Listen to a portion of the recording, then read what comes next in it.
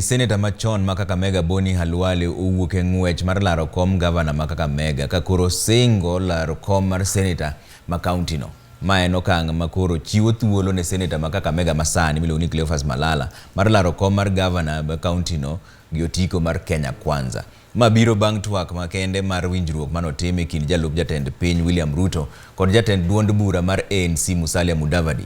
Jodito mag riwruok mar Kenya Kwanza onyiso mor margi kod winjruok mar giwacho ni ma en achiel kuom yore mag neno ni riwruogno oyudo ombulu ma Kakamega kar rombgi e yiero mabiro kendo giyudo loch bende e yiero mabiro.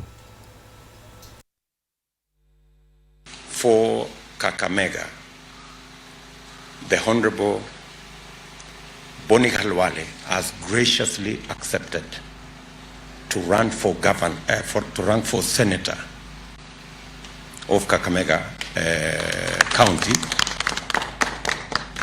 and has graciously ceded ground for the Honorable Malala to run for the position of governor of Kakamega County. The leaders of Kenya Kwanza are going to pursue the common good of victory for the people of Kenya first, and then the issue of which roles we play comes secondary. Today, I'm pleased to inform the rest of the country that you ain't seen nothing yet. I have not stepped down.